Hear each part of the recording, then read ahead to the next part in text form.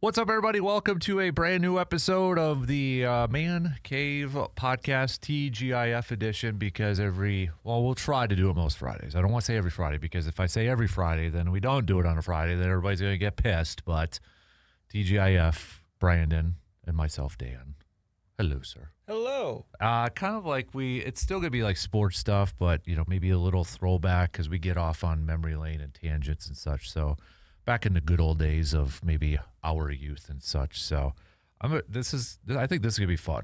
Kind of talking about some of the not old stuff. I don't want to say old, but back in our day, if you will. We're so old. yeah, We're old. we can. So one thing we have teased for a long time is talking about like doing a Slowpitch softball podcast because you and I have used to partake in that. This was at one point. This was a big part of our lives. It was. It's actually how Brandon and I first met. It's true. For those of you that don't know, Yep. we knew each other before Dan got the job here. Mm-hmm. Yeah, it goes back to softball, which I'm sure we'll get to here in just a little bit. But slow pitch softball, I think it's fair to say has changed quite a bit. I'm not around it really anymore.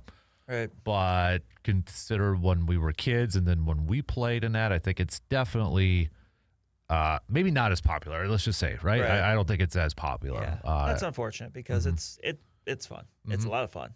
I guess to kind of start it off, how were you introduced to it? Like, I think because you and I probably have similar backgrounds to how we were maybe kind of introduced to it. Mine is my dad. Mm-hmm. My dad played a lot. I mean, my dad was very good at it. He was way, way, way better than I ever was going to be. But he played a lot. And in my formative years, he was already kind of winding down a little bit with it. Okay. And I would just go and watch. Mm-hmm. And that was pretty much it. I would just go and watch him when he played. And, I'd bring my glove along when guys were hitting the ball in the outfield, before the game. I'd go out there and catch. And I'd hang out in the dugout and yada, yada, yada. But, yeah, it was just my dad. Yeah. Mine was probably the same, going to tournaments when my family was playing and watching it too. Mm-hmm. And, you mentioned that ball back for a quarter or a sucker. Candy. Now it's like these kids are charging $5 or whatever to get the ball back in that. It's like, guys, really? But, and that's the thing too. It's like, I think what kind of drew it though too was it's small towns. Right? When you think about going to sports and that, you think about, there was a time where like every town probably had a league, every bar had a team. Every bar had a field, it almost felt like. Yeah. It was way, like I never knew it, but shout out Town of Pauly. Sid Bowl apparently had a field there where there's all the pine trees. Yes. I just found that out, it was a few years ago, but it's like, and now you drive by and you see kind of these fields not being used anymore. And it's sad. Well, even like Medford, apparently they don't do city leagues anymore. I don't even know if Dorchester I saw a Dorchester Days flyer. I didn't see softball tournament on there anymore. Yeah.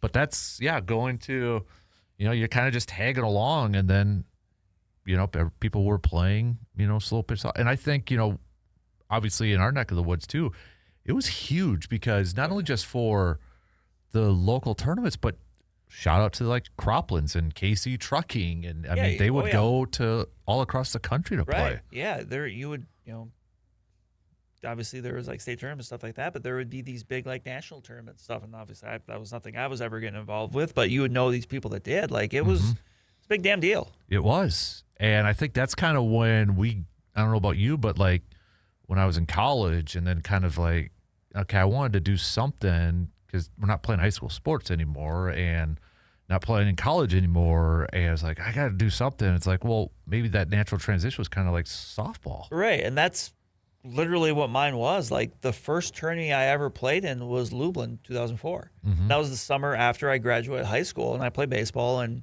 my dad was playing in a tournament with some of his friends and it got to be like Sunday in Lublin. They needed a player. Mm-hmm. So dad just asked me, hey, do you want to play? I'm like, well, I've never played. He goes, yeah, but you play baseball. You baseball's your favorite sport. Like you understand it. You just haven't ever done it.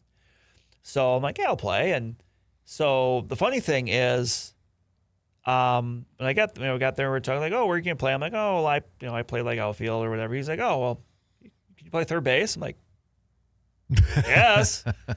But the weird thing too is even though I never played third base in like baseball in high school, like I was still so used to the speed of the ball off the bat in baseball that softball actually made it.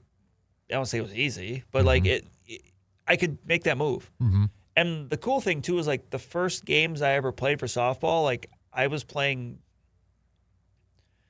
the left side of the infield, so was my dad. So that's cool. Like Yeah. I really wish I could have got like a picture of that or something, just because, Right. you know, I mean, that's what he pitched and he played shortstop. Like he was very good, and so that was fun. And I played a couple games. I'm just like, okay, no, this is fun. Like I need to start talking to my friends and be like, this is something we need to do. So that, and obviously the Lublin tourney is always at the end of July, so it's pretty much at the end of that year. So I just started talking to my friends like, so next year, like this is something we should do. And like, so, but like, and I had friends I played baseball with, but like, honestly, for the guys that ultimately ended up playing for the Bellinger Institute of Tech, the team that would become named the Bellinger Institute of Technology, like not necessarily all of them played baseball, but like they were athletic and they just had fun. And like, we just had a very fun crew. And then the next year in 2005, we played, I think 3 tourneys. I think we played Withy, Gilman, Lublin.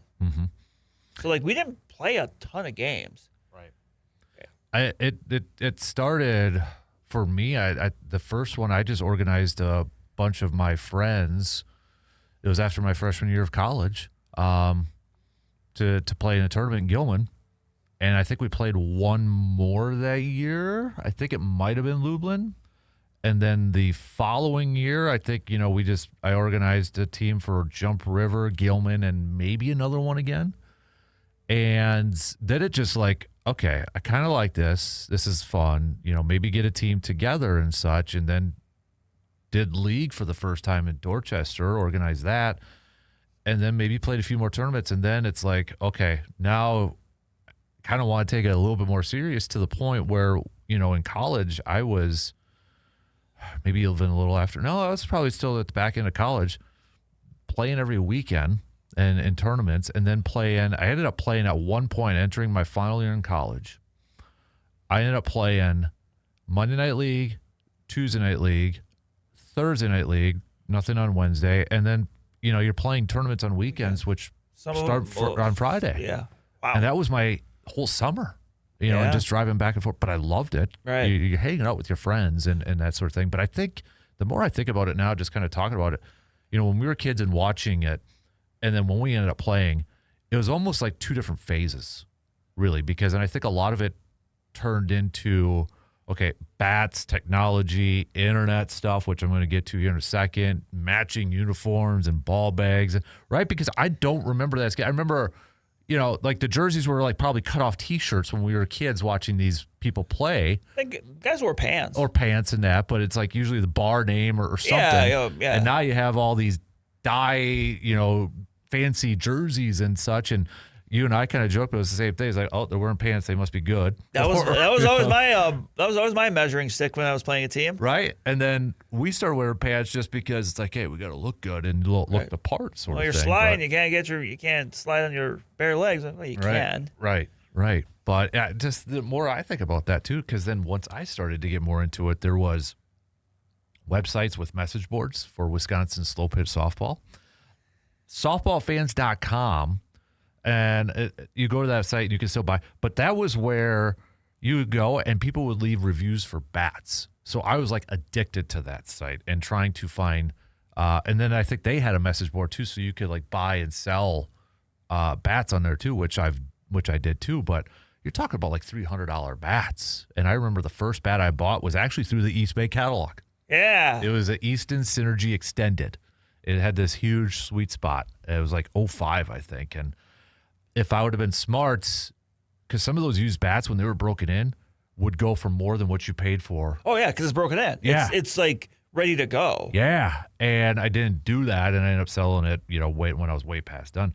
But, I mean, the Micans, the Ultras, the Freaks, I mean, you started to get introduced to some of those bats, and then it's like, oh, man, you get this, and then it was either unlimited arc, which I've done a couple times, or you go to the wood bats, or Gilman was, got to use the bats provided. The bats provided, the Walmart bats. Mm-hmm. There was one year, there was a combat that got broken in. They ended up taking it away because we had a guy smaller than you, Brad, and he was older than us. He was like in his 50s or 60s. We call him the Great One. His name was Roy.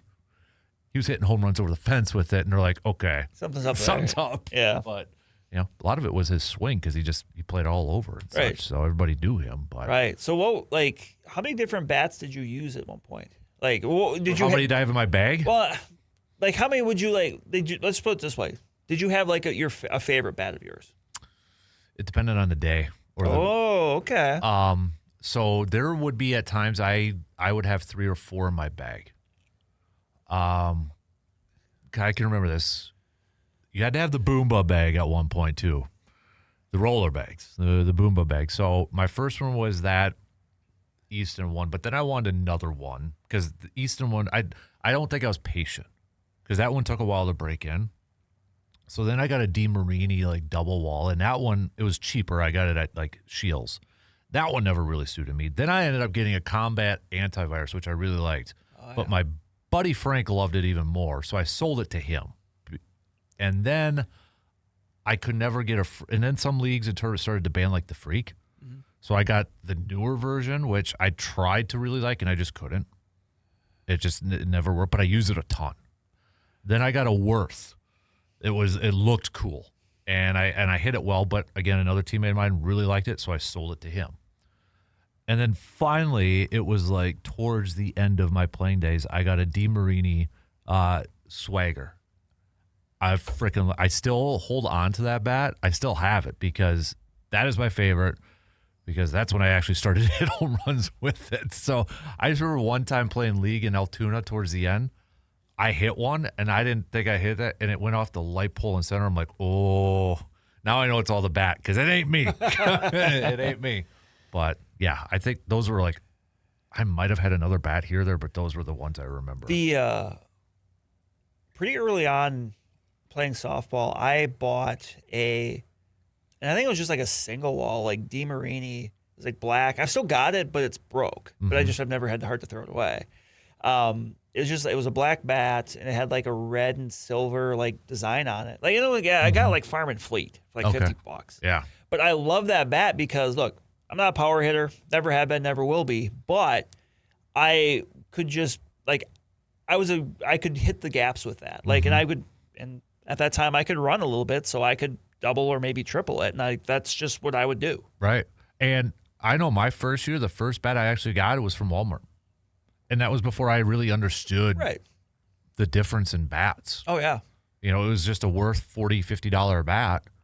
But then the more you play, you're like, okay, there is a difference. Like, in this thing. You can tell. Like, okay. So I remember playing I think actually it was Lublin that I had it. And then, we had a guy that was on there, and he's like, he was playing for a different team, and he was just a friend of somebody that was playing on our team. He's like, well, I'm going to bring our team's bats. He played for Haggers. And it was like the Micans. And I'm like, that was probably like my introduction to like, that was okay, like your there's eye a opener, difference. like, okay, this is different, yeah. Yeah, this is different. So that's like, okay, gotta have to invest in that. Right, a little bit. right. And I just, like, and later on, like, I had a bat a friend of mine had that I would use a little bit too. I think it was after I broke my bat.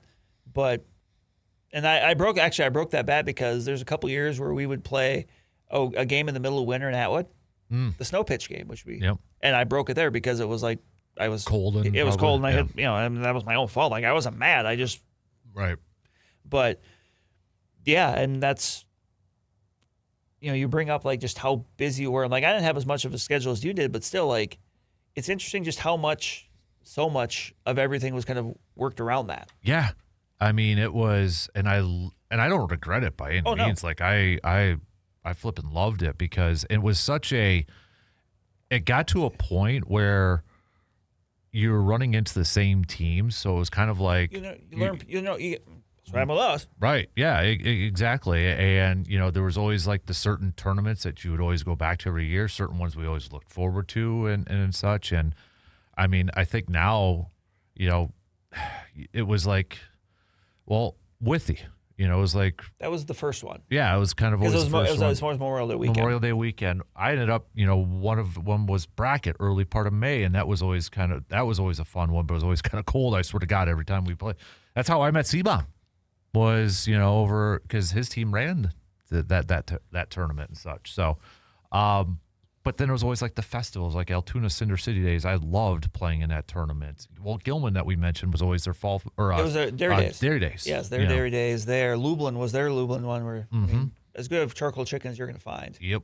And then, I played Greenwood. I was always like 4th of July weekends, Yep. at that point too. And then Atwood was And then Curtis, Dorchester Days. I mean, there's all over the place. We're going to have to talk about the different things we like about these tournaments because we bring these up and there's immediately just something that pops in my head about each of these tournaments. Well, let's do it right now. Individually. So you mentioned Withy, the first one of the year. Hayloft Pizza is what I really miss. Hayloft made tremendous pizzas. And ultimately, like, I guess version 3 of my team, BIT, like we were a lot of Thorpe people, a lot of Owen Withy people. So that worked. Yep. So, and that was fun. Like, actually that would have been probably the first tournament we ever won a game in. But like, and this is something my dad still talks about because like the first year or two we played, my dad actually played with us, so that was fun. And he I forget if he was pitching. He might have been playing like first base or something because he was. I don't want to date him too much, but he was getting up there in years. But and he had this, and it had rain, so like the field was just kind of sloppy. And he hit a ball and he just topped it, just like 2 feet in front of the plate, just down into the mud. He takes off running, but the catcher can't get the ball out of the mud. So he actually beats it out for an infield single. He gets to first base, and I forget whoever's coaching first base. He's like, he kind of looks around, he's like, what happened? He goes, you beat it out. Like, infield single. And he's just kind of like, what? I think we might have gave him a courtesy runner at that point. Yeah. But, like, always liked Withy. We always camped out on the field. Yeah, we never did because we lived close to home. We had the tents next to left field. Right, yeah, yep. And also, when they redid the field, we were the first team that won on the new dirt. Oh, yeah. Because we played the first game on the kitty litter. Nice. We just called it the kitty litter. Yep. And I think that was one of those games where we were playing a team from Wausau, but they were wearing pants, so we're like, oh. And then we were playing a few games, like, oh, never mind, we're fine. Withy was the first time that the team that we had our first like big win. Because we were at Hayloft Saturday night, and we knew, again, I'll mention the team name, Haggers. We knew we had to play them, and there was a few guys there, so we were just joking. We're like, hey, we're going to get you just wasted, and all that. And we ended up beating them Sunday morning, and we were just, like, stoked. We were excited because that was, like, our first major.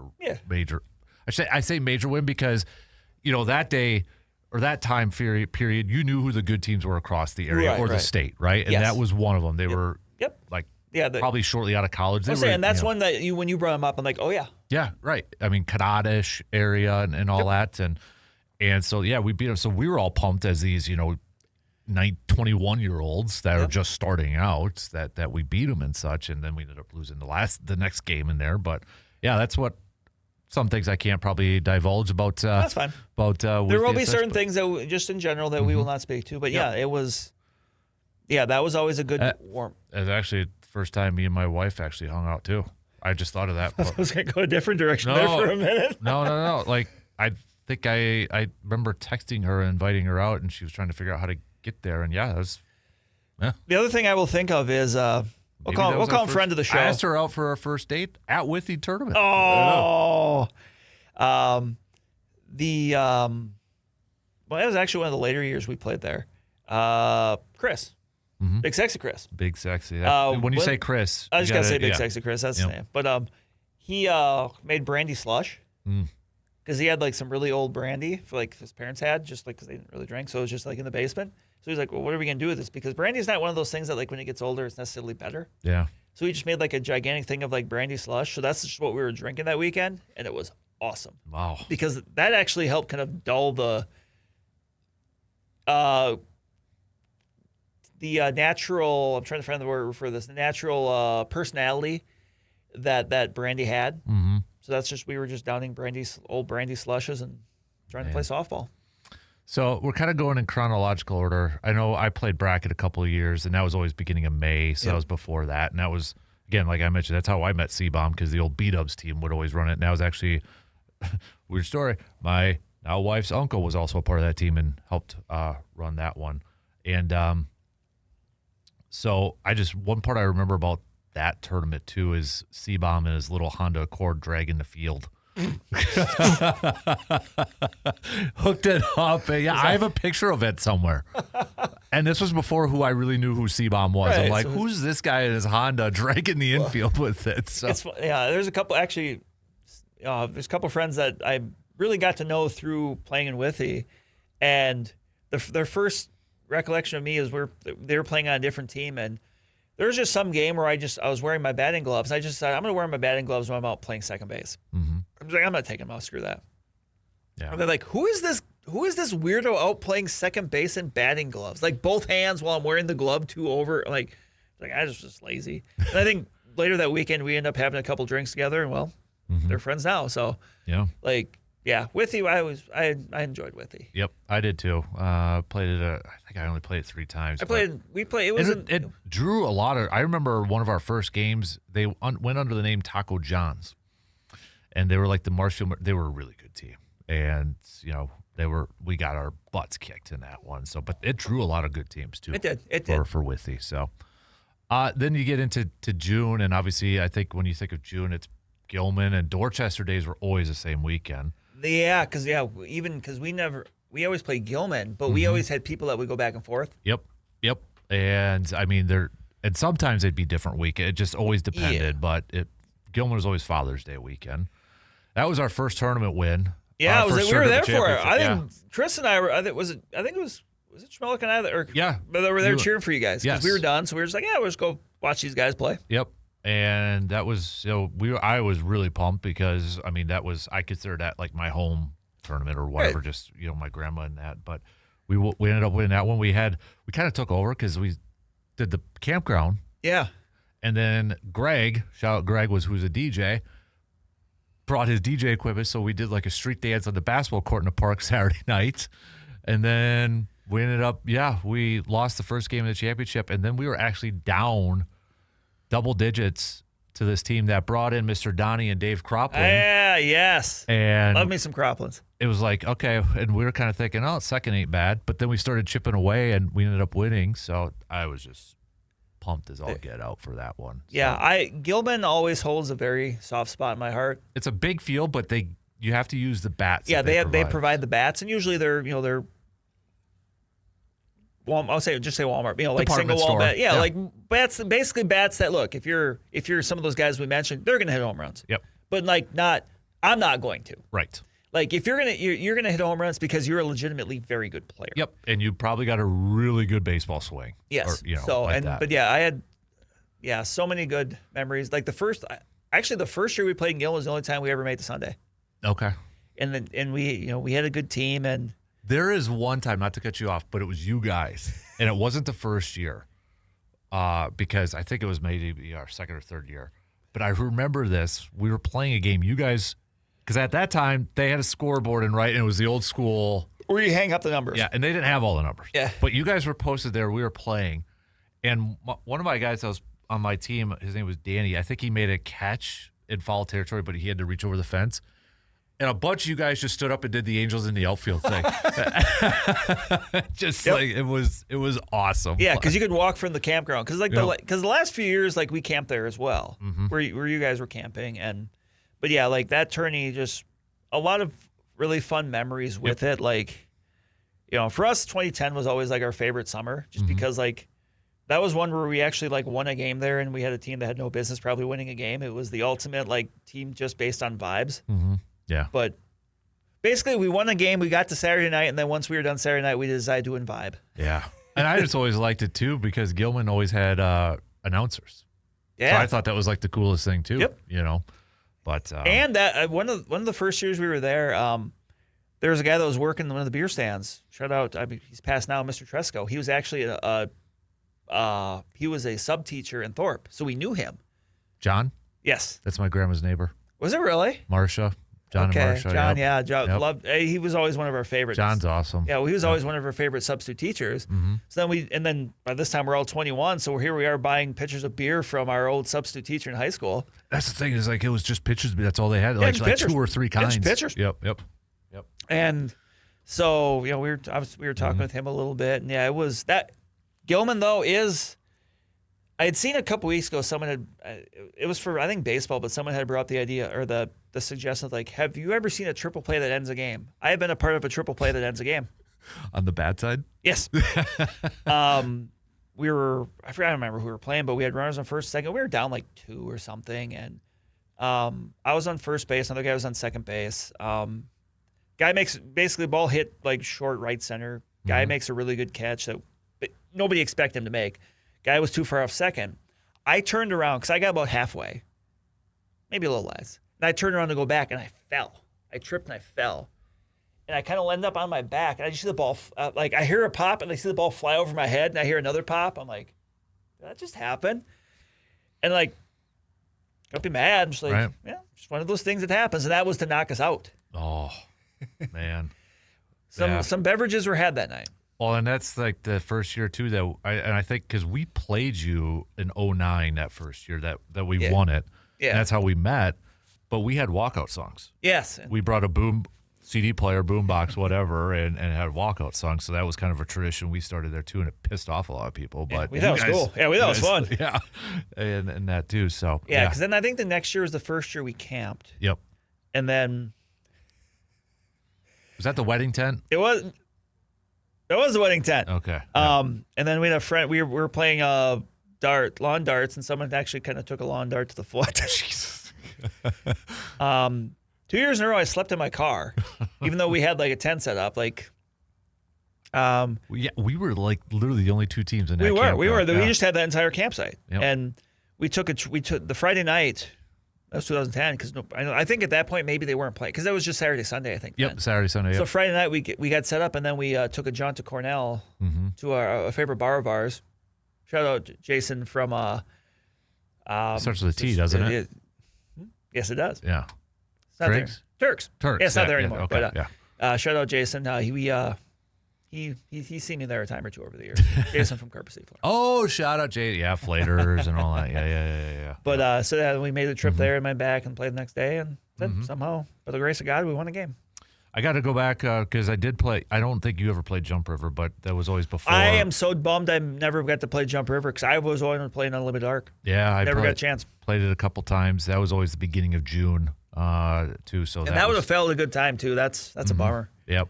I've been there. Like I remember watching my dad play there when I was younger, and then because didn't they always have it the same time as like the fireworks and stuff, or they would do like the. They do have because we would always go up there when I was a kid for the fireworks, and they had like the tractor pulls and stuff like that. And Jump River was like hopping 100 times more people than it normally had. Yep. Yeah. But I remember seeing the park. I can still visualize where the park was. Mm-hmm.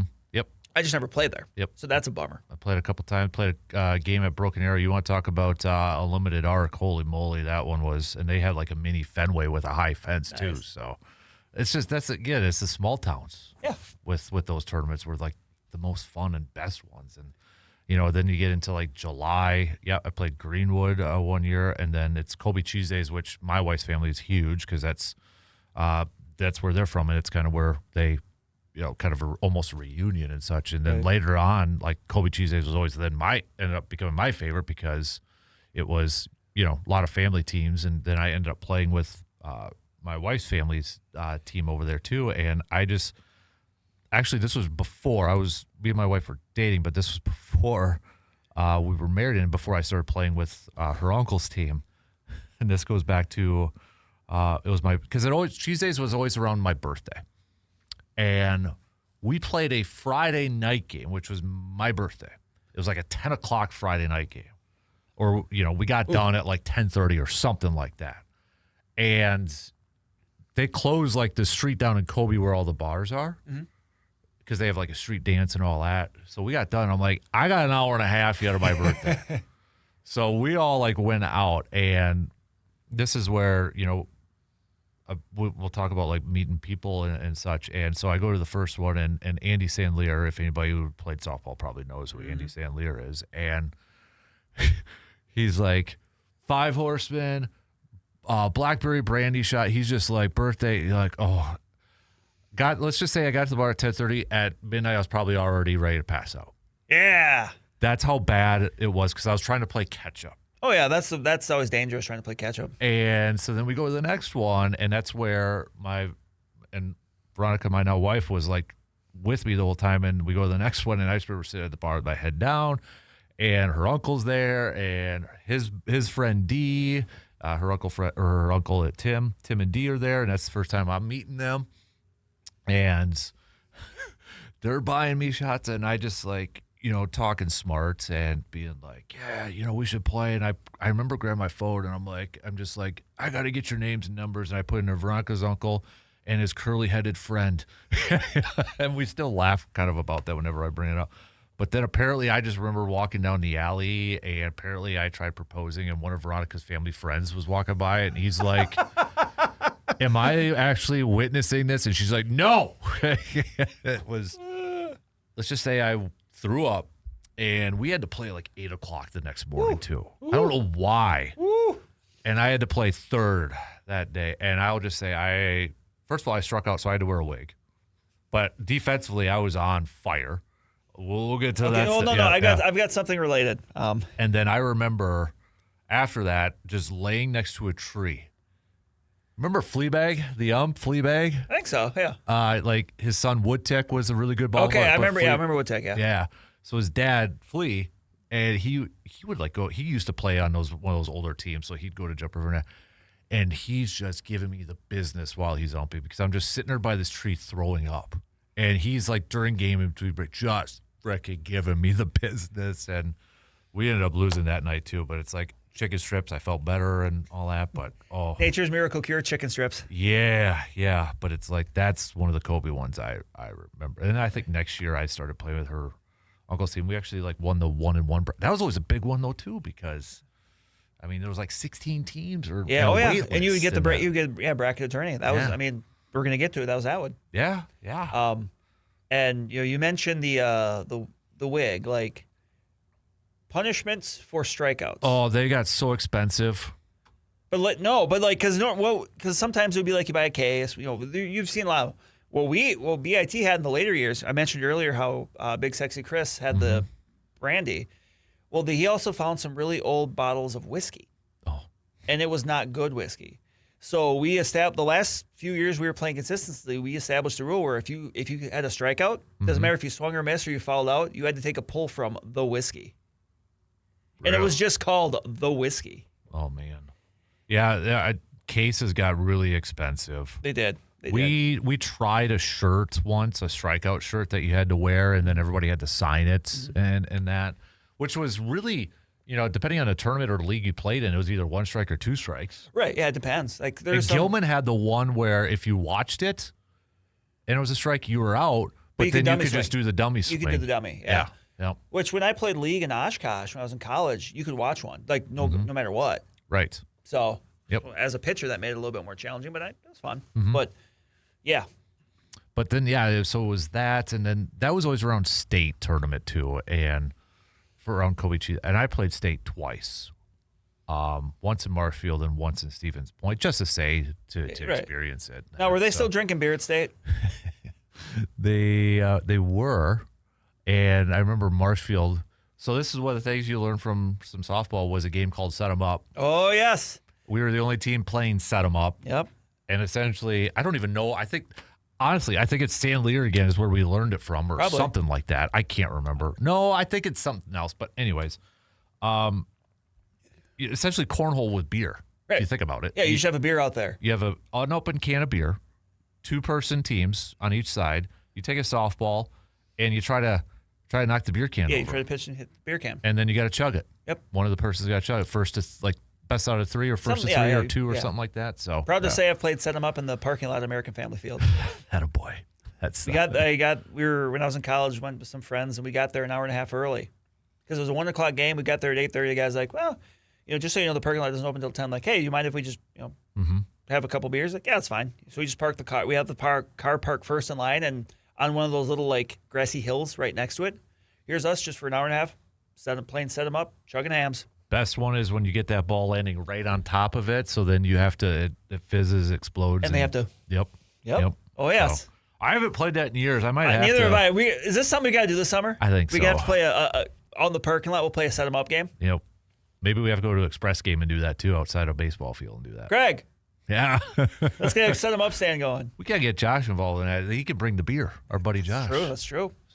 So, but yeah, that's another thing that developed from our softball years. Yep. And then obviously you get to later in July. I got to go back one more. Oh, go, sorry. I got one more. Yes. Because there was a tournament, rodeo grounds in Medford. Right across the street, there was a bar. I got to tell this story quick. Sydney's bar. But in warm-ups, we were warming up, and two of my guys were just freaking goofing around. And I went to go get a ball, and they were trying to throw like fastballs or knuckleballs. And one got away, and it plunked me right here in the eye. Like, it made me collapse. Actually, this eye. And the only reason I did that because I got hit this eye, it chipped the bottom tooth on the other side. It hit me so hard, it chipped one of my bottom teeth at the other end. So that's why I had to make sure it was on that side because I never got it fixed. There was stitches. There's a picture, stitches of the softball in my face, and black eye and that. I shouldn't have played, but I did. So I just started beer. And I just remember the next day we were trying to get, I had never won a trophy for softball or beer drinking trophies. And it was the cheapest made. I still have it. Remember the big one? I've seen it. Yeah. That big one. It's like, I want it. That is nostalgic as heck because you just see all of the beer cans from 25 years ago. Yeah. And I'm like, God, and there's this, and he was doing it for fun and that, but me, my buddy freaking Greg, we know Greg. We're hanging around. Greg from Greg Stowing. Greg from Greg Stowing. Hanging around. We're like, okay, we're going to buy more cases just because. Yeah. And finally, Greg's like, this isn't leaving. And he hands me a check for $200. He's like, just in case. For something that's probably worth $10, the trophy and all that. But we won it. And, oh, God, I was so proud. I still have. So I did slim it down because it was so big. And to haul it around, it was actually falling apart. So I do have the top half saved in my garage still. So I forgot that one. I had to throw that one out there too. There was one year where we were playing an attorney, and I'll keep this vague, just because, not that it's bad or anything, but where we had a couple guys, because we would have people that played, and we had almost nearly as many people that would just come and drink beer and cheer for us. And we had a couple guys who were bound and determined one year. They're like, we want to win the beer drinking trophy. Okay. Mm-hmm. So, and these guys look, we're not playing. We'll do some heavy lifting here. That's fine. So they start buying cases, and we're going, and we get a decent time into the weekend, and we're winning. And then we were introduced to the idea of how some teams would just buy cases and then not drink them. Yep. And then we got very mad. Yep. It's that's BS. Yep. You drink the beer. Yep. Drink the beer. Yep. Oh, so yeah. we were frustrated. Oh, yeah. And it was Colby really quick, too. They didn't do cases when they did the beer tally. They sold pitchers, too, but that was... The pitcher tally? Yeah. Ooh. Yeah.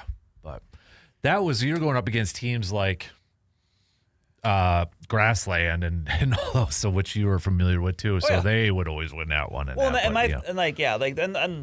funny because, a lot of those teams, like a Grassland, I always got along with those guys. Oh, yeah. Sometimes, sometimes you might run into some people who are, very high on their own supply. Mm-hmm. But honestly, I didn't really encounter that too much with local teams. No, maybe it was a team that came in from out of area a little bit. But you mentioned Grassland. Those guys were always really cool. There was some rivalries with Grassland. I think it was Smith Brothers had a team that kind of there were probably rivalries with the teams that were good. But the thing, we weren't good, so no one was a rival for us. But they were rivalries. But at the same time, a lot of those guys would play on that team if they were short and the other team wasn't playing. It was that sort of thing. Yep. So that's fun. Yeah.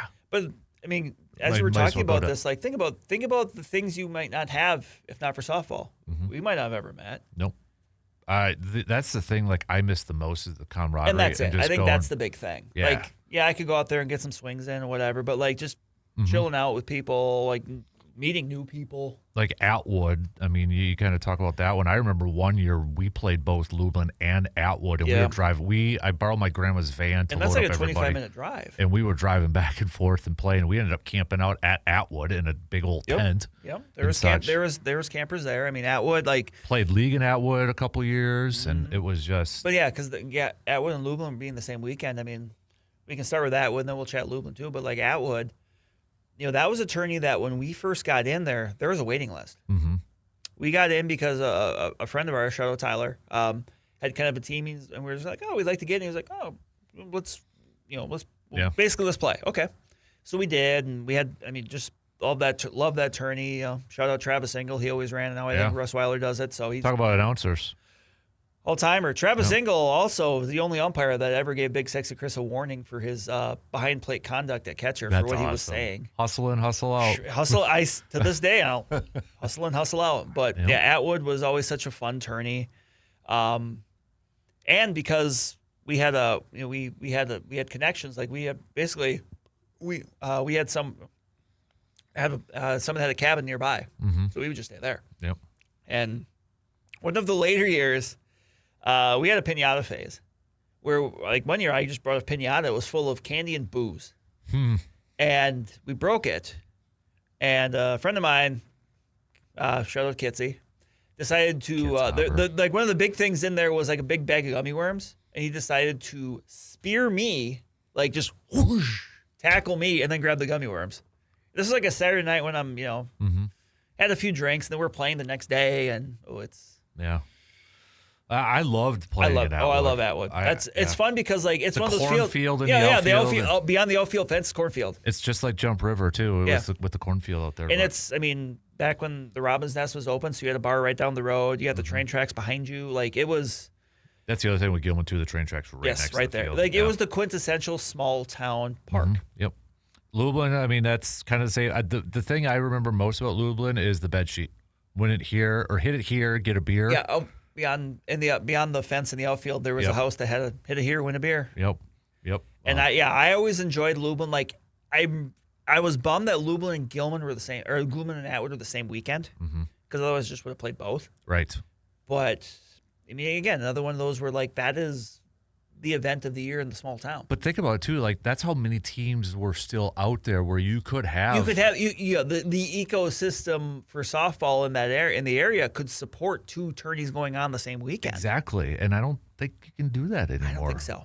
Yeah, I don't think so. So, but yeah, Lublin was always fun. Always enjoyed that. It's literally a block. It's the field is a block in the middle of town. Yeah. Yep. There's houses all around it. Behind you had like the fire station or something. I forget what the fire station was like on the first base side.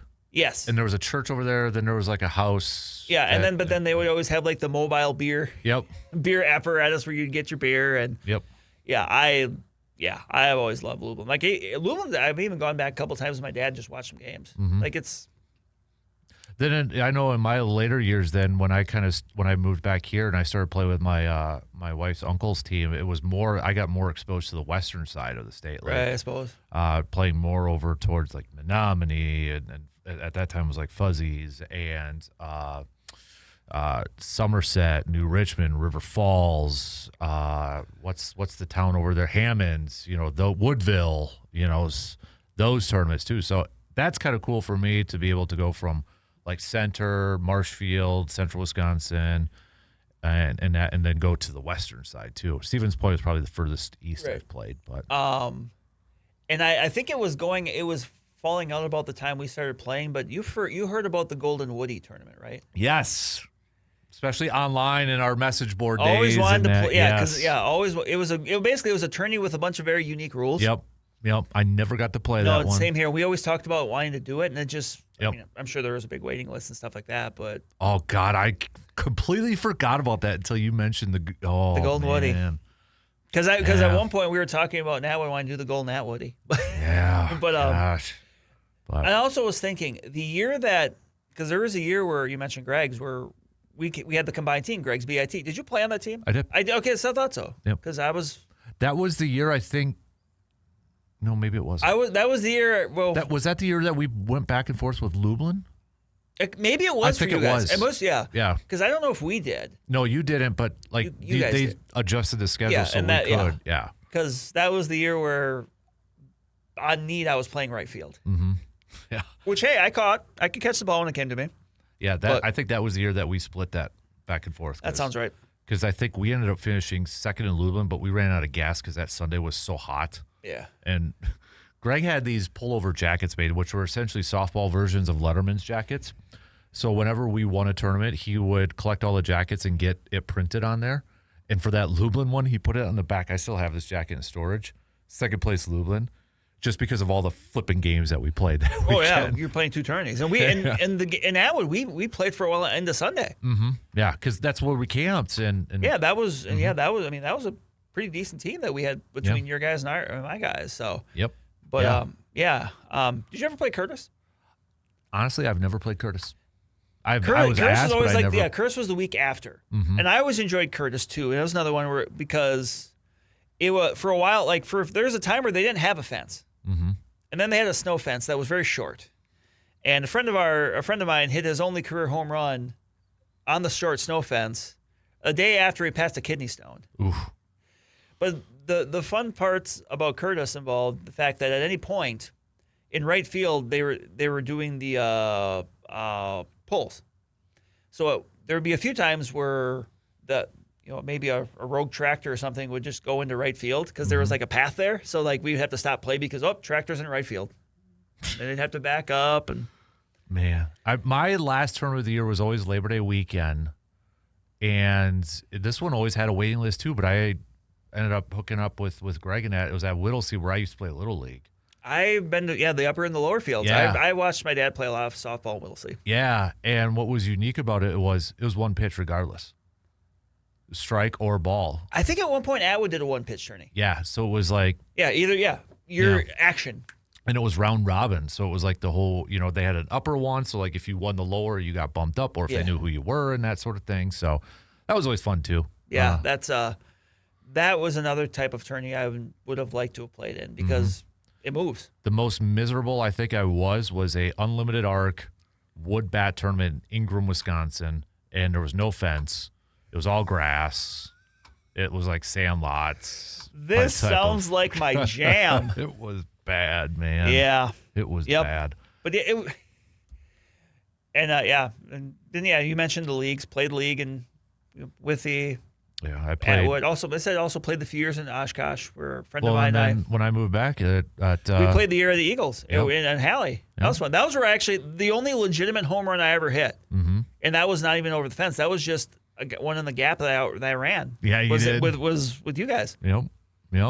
That was, and that's when I moved back. Is when I finally started to get a little power, and that was just all bad. So, you got beefed up. It's funny because honestly, the more I'm thinking about this right now, the friends that I still talk to, or the people that I still talk to, are probably more from softball than maybe school. Oh yeah. If you think about it, like, it's honestly, you obviously and Hetch and Tim and Dee and even Augie for a little bit there. C-Bomb for crying out loud. It's like, that's honestly. And this Honda Accord. Yeah. I mean, that's honestly probably where a lot, And we said that already, but that was kind of the biggest takeaway. It's just like the people have met. Even the people now you'll still see, but like, you don't play anymore. Maybe they don't play anymore, whatever. Like, but you still have that connection. Yeah. And it's like I mentioned too, every weekend was just like a catch up of everybody. You probably didn't see them. What are you doing? And, what's going on? And for us at that time, you're in college or you're just out of college. What's going on? Like, I will say one of the worst weekends though for me was Lublin, because I'll never forget this. And not to get all dramatic, but it was when Sandlear died. Yeah. Because we because we were actually camping at Lublin. It was right next to the tracks. Yeah. And I remember, I won't go into full detail, but I remember like the train stopping. I was like, oh, okay, whatever. And the next morning, found out Andy Sandlear passed away. And I was like, what? Like, no. Yeah, he was. And you were playing in Atwood at that time. And I remember talking to him that day, that Saturday. He was definitely a credit to the softball community. Big time. I would say this is a kid who was awesome, and he played all over. Oh, yeah, he was as good as anybody. And the best part about him, first of all, one term I didn't mention too, and when I'm talking about Sandlear, was Mylan. Mylan was wood bat, but it was like wood on the top but metal on the bottom. Mylan was a really short field. Left field was like a dairy plant or like a milk plant. Like it was but I remember Mylan had a waiting list too. It was just this. There was not even a gas station in this place. It was literally one street and that. But I remember, so two things about Mylan I remember the most. One, I thought, you know what, I'm going to start chewing.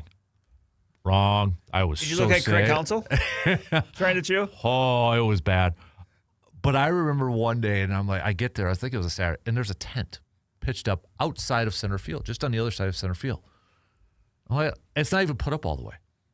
It's like, man, I'm like, and I'm there all day, and there's like no movement. I'm like, oh, maybe they're not there. It's like 1 o'clock finally. You can see it kind of moving. Girl walks out, and then they're saying lyric.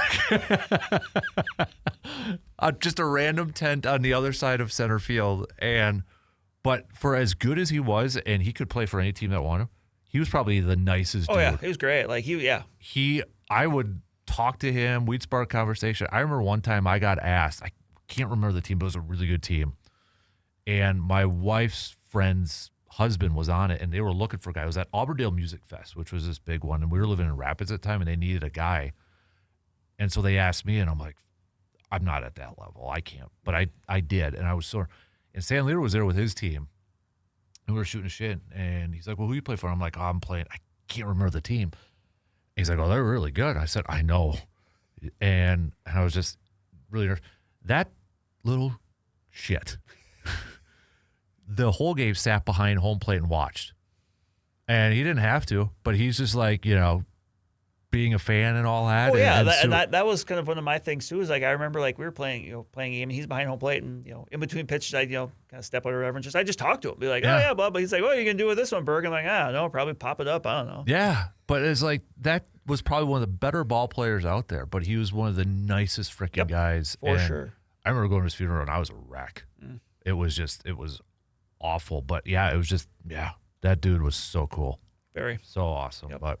But that's the friendships that you the people that you – and I think a part of it, too, that's kind of cool is, like, when you're younger, I think so many times you get so wrapped up on where someone's from. Mm-hmm. If you're from Thorpe, they're from Stanley, they're from Owen, they're from Withy, blah, blah, blah. Yeah. And then you're around these people and you realize, oh, no, they're just like you. Like, it's all of that crap that can come with that stuff dissipates. And that's a very good conduit for it. Right.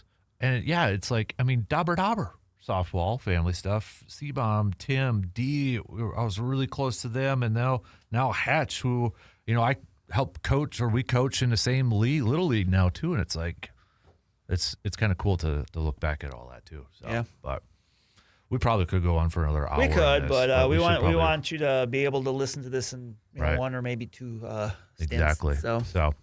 All right, good stuff. Hey, appreciate it, everybody, for tuning in. Send us your stories, too, if you got or anything like that. Or maybe what was your favorite bat or tournament? Your go-to bat. There we go. Yeah.